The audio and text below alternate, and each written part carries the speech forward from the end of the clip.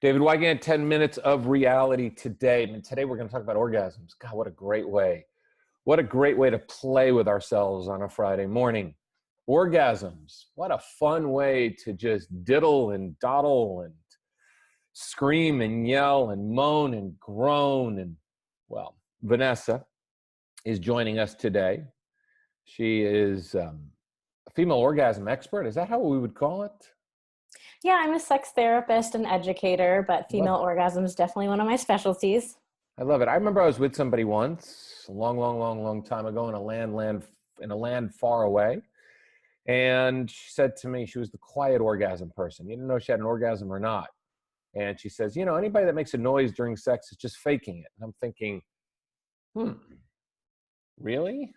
That's the weirdest perspective I've ever heard in my entire life, because you're the only person that I have ever not heard during sex. And I have more experience than you. So it's called being in your head. Anyway, in search of that ultimate female orgasm, I'm a big pleaser when it comes down to women. I always have. When I was a teenager, my mother's stoned, drunk friends would sit around with me at a table in the 70s in Scarsdale, New York, and say, you do not come until she comes. Okay? You do not come ever until she comes. You make sure that she comes.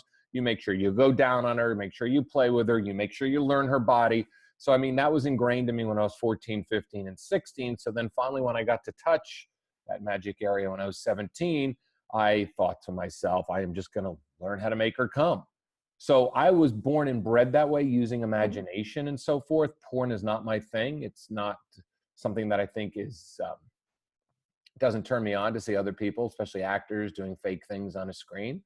I was always using my imagination and always about pleasing. So what is it about the female orgasm that causes so much anxiety and grief for partners, women? I've met women that just don't believe they can ever come. They think there's something wrong with them. I mean, what is it? How do we get people out of their heads and more into their bodies? I think the main problem is that there's just so many myths and misinformation about female orgasm. We talk about it, you know, as if it's this really complex, mysterious, difficult thing. And we really guilt women for, you know, needing the same things that men need to experience pleasure. So I think it's just, you know, really comes down to the education of it. People just don't understand how it works and are taught to believe that it's something that's way more difficult and taboo than it actually is. Okay, so what is it? Why is it? Because the male orgasm is really easy. You know, you take a hand, you take something, and a lot of guys a minute later go, oops, I'm so sorry. I didn't mean to come that fast, you know.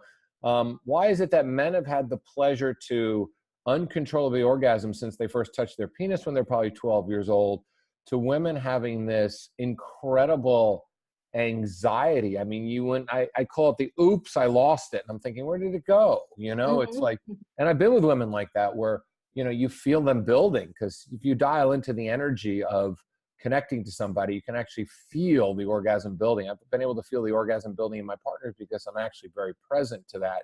Yeah. And when they lose it, I can feel it too. And they go, I lost it. And I'm thinking, like, in the woods? Where did you lose it? Yeah, it ran off. Why is this? How do we get women to relax into the beauty of sex, allowing, and I know a lot of it has to do with the man that they're with, but it also has to do with the way that they communicate it in order to have that orgasm with that man, and what they do on their own, excuse me, to bring a woman, or what they do on their own to bring themselves to pleasure so they can show the man that. So how do we get women to do this?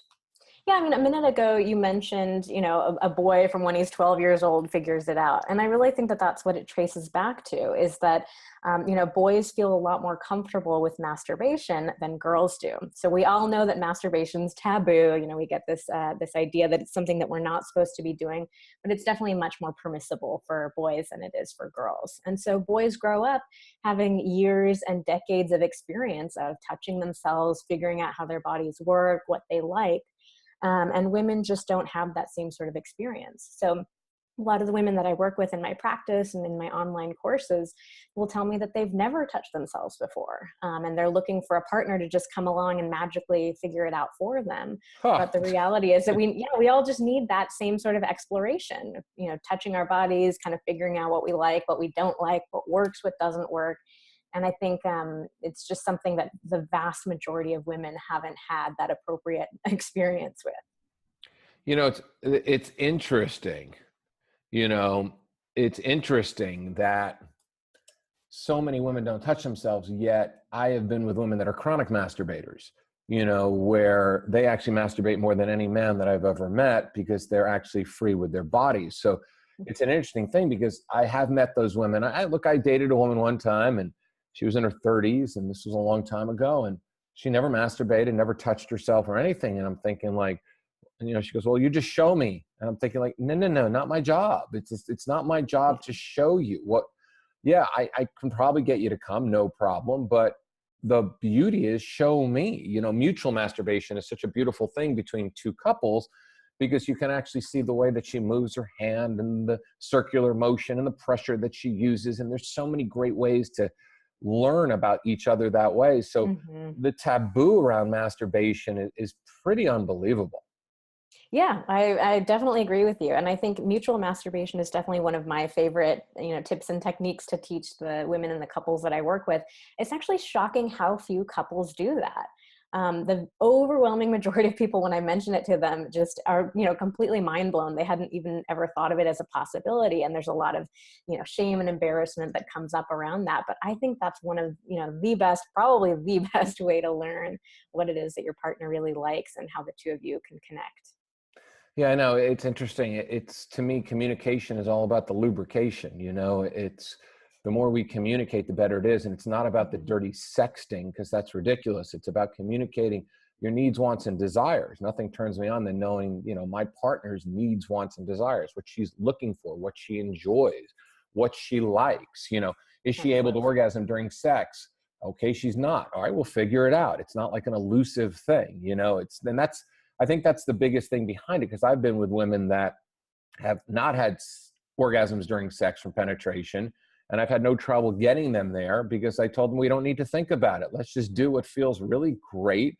Let's have fun. And then when you feel that sensation, just go with it and let's not put pressure on it. And it's amazing. It's like you almost have to be a psychologist in bed to really get people to understand that their body is free to do what it wants. But how do we get a woman who craves all this? You know, what are some good steps to get her out of her head and allow her body to do what it wants to do naturally? And then also, what is a good way to get her to communicate this to her partner so her partner doesn't feel like, because men with their fragile egos, you know, it's like, whew, you know, it's like, oh, wait, you haven't been coming the whole time? No, I've been faking for the last 3 years. Let's start from scratch, you know. Hmm. So how do we get her to communicate this gently to him so he becomes a better lover and she trains him to be that lover? So that's a two-part question for you. Yeah.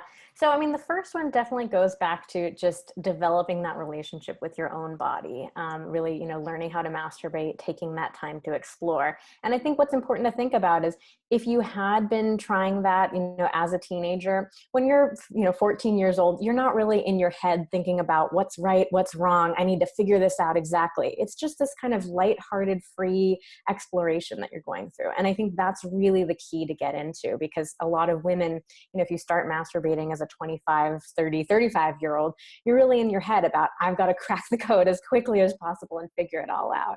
And so really channeling that feeling of exploration and not being quite so goal oriented and focused on that at first, but giving yourself the freedom to explore, I think is so important.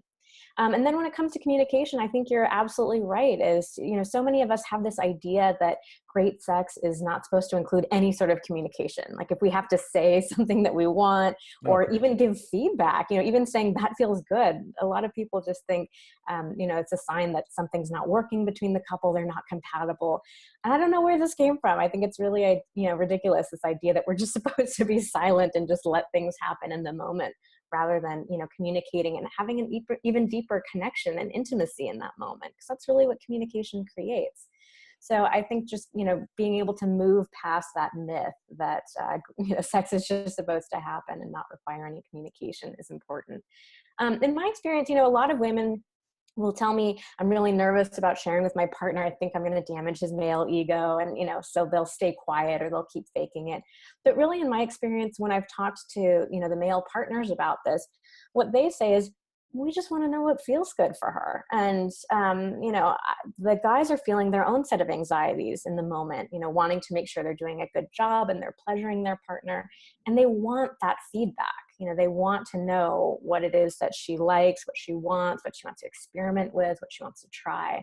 So I think a lot more women are more afraid of, the impact of sharing this feedback than I think the majority of men actually are about receiving it. Yeah, we need to talk, and it's really interesting. I remember I was with somebody one time, and she was so in her head, so afraid, and we started talking about it. Talking about she wants to come, she feels it. I feel like I have to pee during sex. Then pee on me. Go ahead, pee. Do it. Go. You can't pee. It's like I made light of the whole situation, and then instead of talking about the orgasm, we connected, and I kept looking at her and go, let's just look at each other during sex, eye contact, right?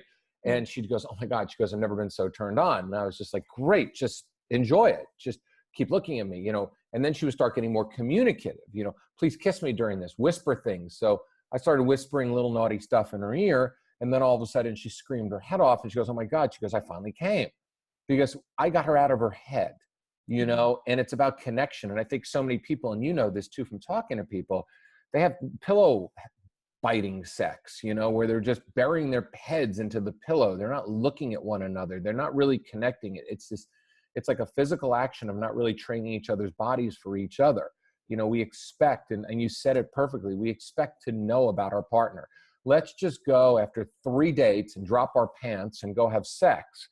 And it just doesn't work that way. It doesn't work. It's like, this is a total stranger you're getting totally naked with, and you expect to have this incredible sex when in reality, it doesn't come. And even if it doesn't come for 6 months, take your time with sex. Take your time with it and build the relationship. And I just think too many people have these expectations. I mean, it's just not healthy. Mm-hmm. Yeah, I mean, I think just like a lot of us have these expectations of the knight in shining armor that's going to come and, save us and rescue us. It's like we're looking for the same thing in the bedroom. Someone who can just magically and mysteriously know exactly what we want even before we know it ourselves. And, it's okay to have that kind of fantasy. Sure. Who wouldn't love to, meet somebody who just solved all of your problems in life and, you lived happily ever after. But it's just not how the world works. And it's really important for us to figure out ourselves and what we need and just have that really beautiful relationship with our own bodies, our own sexualities. That's really the most important thing. I love it. Simple advice. I want to bring you back again and talk about stuff because I get sex questions all the time. And, maybe we can do like a regular thing called Sexual Friday or something, and get people to truly understand their sexuality. Because I think that's important. I think too many people don't get how understanding your sexuality is such a beautiful thing. I mean, it's so nice to be able to be free that way and not have the pressure. And if you have trouble orgasming, it's okay to talk it through. It's not a permanent thing. It's a temporary thing. It's not going to come. You're not going to meet some guy who's just going to all of a sudden know everything to do. He might, but if you haven't explored your body, then it's still going to be climbing Mount Everest for him, because I know that because I've been very self-aware that way, and I still have had to climb Mount Everest at times in my life. And, when I was younger, it was an egotistical thing. When I got older, I realized, no, you got to do some work on yourself. Mm-hmm. Nothing wrong with it. So where can people reach you for some more fantastic advice? Yeah, so my name is Vanessa Marin, and you can find me online at vmtherapy.com, vmtherapy.com. Awesome. And we will bring you back because sex is a great subject and I haven't spent enough time talking about it. So for all of you, my throat is dry.